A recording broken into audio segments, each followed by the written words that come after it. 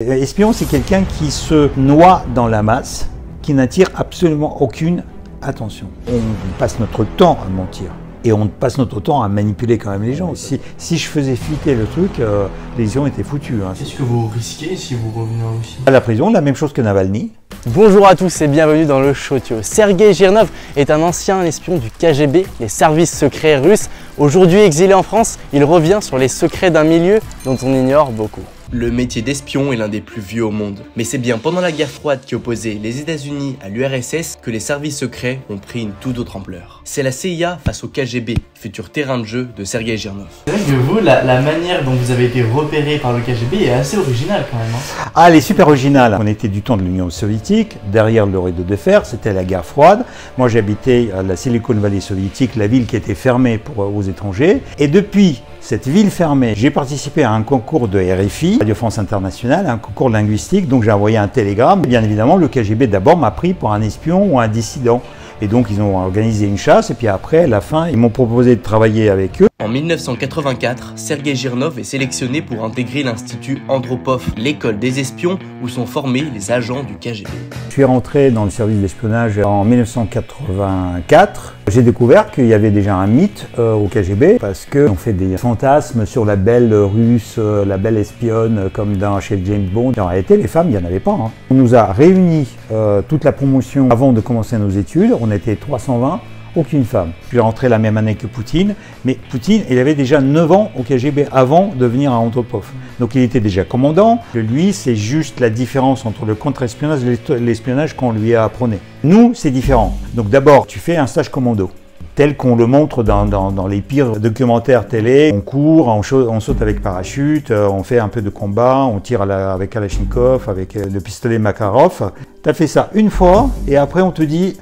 Maintenant, oublie tout ça parce que en fait, James Bondry, c'est dans les films. Nous, on forme des intellectuels. Vous êtes des intellectuels et l'espionnage, c'est de l'information. Pour permettre à notre gouvernement de prendre les décisions géopolitiques, géostratégiques. Pour faire ça, on t'apprend les langues, on t'apprend comment cueillir l'information, qu'est-ce qui est une bonne information. L'espionnage, c'est quand même une activité illégale. Donc, quand tu es dans un pays étranger pour faire de l'espionnage, il y a le service de contre-espionnage qui va essayer de te choper. Donc on t'apprend de déjouer les filatures, de déjouer les pièges, de déjouer des écoutes, de déjouer les caméras, de les manipuler. Et puis après on t'apprend aussi comment recruter les gens, comment recruter ce qu'on appelle les sources. Si j'arrive à Paris, je ne vais jamais aller à l'Élysée ou à Matignon pour voler un petit document. En revanche, je vais recruter une femme qui est par exemple femme de ménage à l'Élysée ou à Matignon. Je vais recruter quelqu'un qui travaille au cabinet. On joue sur l'idéologie, donc c'est quelqu'un qui est prêt à s'engager pour la cause de ton pays. Donc nous on était un pays communiste, donc il y a plein de gens qui croient en communisme. Après tu as l'argent, tu as les gens qui sont prêts à te vendre des trucs, donc ça marche aussi puisque c'est une motivation positive. Lui il risque la vie.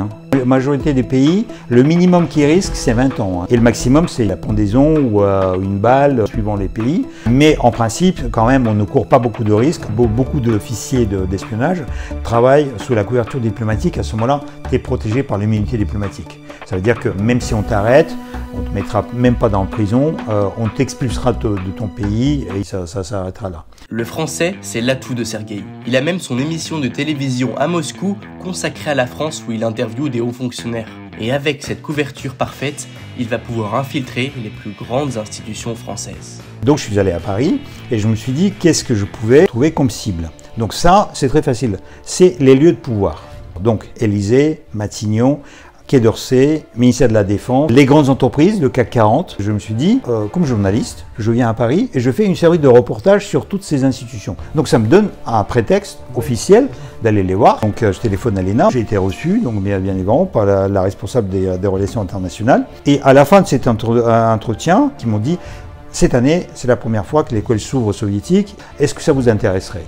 Et bien évidemment, pour un espion, c'était un truc génial parce que c'est eux qui m'ont proposé. J'ai fait la gueule en disant « C'est quoi votre école? J'ai un boulot intéressant, etc. » Et alors là, ils m'ont poussé « Mais non, mais regardez, ça va vous ouvrir encore des portes. » Et vous savez, si c'est une question d'argent, on va vous payer vos études, on va vous donner la bourse. Donc là, tu imagines que c'est un coup réussi.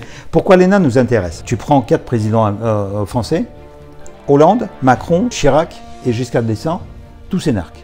Chez les premiers ministres, tu en as 15 premiers ministres qui sont énarques. C'est les gens qui prennent des décisions, même quand ils ne sont pas connus, ce sont les hauts fonctionnaires, donc c'est eux qui font marcher les ministères. Donc tous les secrets, c'est eux qui les connaissent. Quand je suis arrivé, donc je suis devenu copain avec tout le monde, donc on faisait des sorties, et là, bien évidemment, tu cibles les personnes, tu regardes qui a le potentiel de devenir quelqu'un dans l'avenir. Par exemple, j'ai repéré tout de suite une Autrichienne qui avait énormément d'ego, elle avait les chevilles qui étaient super grandes. Je l'ai bien travaillé, j'ai découvert par exemple qu'elle aimait danser la valse, donc j'ai bien évidemment dansé quand il y avait des sorties, la valse avec elle. Et cette Karine Knassel est devenue ministre des Affaires étrangères d'Autriche.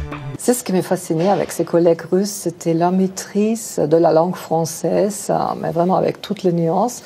En plus, ils savaient très bien danser la valse. En 2018, il se mariait en Autriche et Poutine est venu exprès à son mariage pour danser la valse avec elle. Donc ma fiche, elle aime danser la valse, ça a servi même au service d'espionnage actuel pour un chef d'État. Mais comment vous aviez dit à vos parents, il me semble qu'ils s'appellent Oleg et Lydia, oui, que vous faisiez partie du KGB? Oh, ça c'est très facile. On avait des périodes où ça faisait très peur. Goulag, NKVD, Staline. Mais appartenir à cette époque-là au service d'espionnage, de contre-espionnage et de sécurité, c'est quand même un job qui était vachement envié. On leur annonce quand même que tu fais partie de l'élite, et donc en fait au contraire, ils sont très contents, ils sont très fiers. Tu as le droit de leur dire que tu fais partie du KGB, tu leur racontes rien d'autre. Donc ils ne savent pas ni où tu es, ni ta formation, ni tes missions, rien du tout. D'ailleurs, moi j'étais destiné aussi de travailler pour ce qu'on appelle le service des illégaux. C'est un service qui n'est pas rattaché au pays. Je pouvais jouer un Français aux États-Unis ou au Canada. Et là, quand tu fais ça, tu pars pour 10, 20, 30 ans. Ça veut dire que tes parents, en fait, ils sont fiers, mais ils vont te perdre. Quand tu fais partie du KGB, bien évidemment, ça te demande des sacrifices. Ils m'ont cassé déjà ma vie privée. Comme j'étais célibataire quand je suis rentré dedans, ils m'ont dit, si jamais tu trouves quelqu'un, tu dois nous présenter la candidature de la future épouse. Nous, on va regarder si elle correspond à nos critères. Donc, je sortais avec une fille et on commençait à réfléchir sérieusement à se marier. Donc j'ai vu mon officier traitant, je lui ai amené les coordonnées. 3 semaines après, il m'a dit non. Le service a dit non. Il ne te donne pas la raison. Je suis venu en France et il me poussait en disant « mais il faut que tu trouves une Française. Tu as quand même des remords en disant où est-ce que je l'embarque la pauvre ?» Parce qu'après, tu es obligé aussi de mentir, même si dans notre vie, quand même, on ment assez souvent, parce qu'en fait, le monde, s'il était fait uniquement avec la vérité, il serait invivable. Mais nous, c'est notre métier, on passe notre temps à mentir. Et on passe notre temps à manipuler quand même les gens. Tu développes quand même une relation de confiance. Donc les gens te font confiance et tu joues sur cette confiance pour les amener vers l'échafaud. Certains, ils vont être fusillés. Donc c'est quand même un métier de salaud. En 1991, l'Union soviétique se décompose, le KGB disparaît, Sergueï quitte les services secrets et commence ce qu'il pensait être une nouvelle vie. J'avais quand même un bon travail. Je m'occupais à faire soigner les Russes très riches et très puissants en Suisse et en France, dans le monde occidental. Donc je connaissais l'état de santé de Boris Yeltsin, le président, qui était très très malade pendant les élections. Et si je faisais fuiter le truc, les élections étaient foutues. Et donc quand tu fais ça, tu connais beaucoup de monde et tu connais beaucoup de monde puissant qui ont des secrets. Du coup, le service est revenu vers moi en disant mais en fait on voudrait bien te récupérer. Je les ai attaqués devant le tribunal, j'ai fait le clown sur tous les plateaux de télé. Suite à ça, j'ai été obligé quand même de quitter le pays.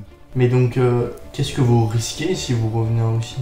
La prison, la même chose que Navalny. J'ai fait quand même quelque chose qui est malheureux pour eux, je les ai ridiculisés.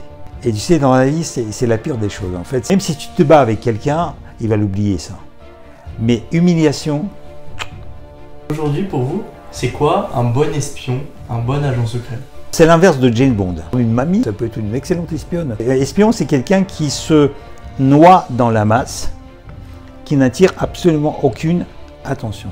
C'est quelqu'un qui rentre dans la pièce, il va passer du temps avec toi, tu vas devenir ami avec lui. Au bout de 30 minutes, tu lui donneras ton numéro de téléphone, ta carte bleue, et quand tu ressortiras, tu le verras dès qu'il a franchi le seuil de ta porte. Les manières de procéder pour les agences d'espionnage aujourd'hui ont bien évolué. En effet, on parle davantage de cyber-espionnage, comme récemment avec l'affaire Pegasus, où les téléphones de journalistes et hommes politiques étaient sur écoute. Qu'est-ce que vous pensez des agences d'espionnage aujourd'hui ? Je crois que les agences d'espionnage vivent leurs derniers jours parce que, à mon avis, elles sont dépassées complètement. Le problème, c'est que tu as ta carte vitale Donc tout le monde sait ce que tu fais chez le médecin. Tu as ta carte de paiement, donc là, ta banque sait où tu achètes, ce que tu achètes. Tu te balades dans les villes, hein, toutes les mairies maintenant ils ont mis des caméras partout. NSA américaine, elle enregistre déjà quasiment tous les portables et tous les téléphones dans le monde. Hein. Surtout ne racontez pas des conneries là-dedans, hein, parce que vous êtes attendus. Hein. Puis après il y a autre chose aussi, tu peux faire du hacking sans sortir de ton pays. La fabrique de trolls, elle était à Saint-Pétersbourg, elle a foutu la merde partout dans le monde. Enfin, ils ont quand même réussi à foutre la merde aux États-Unis pendant l'élection présidentielle.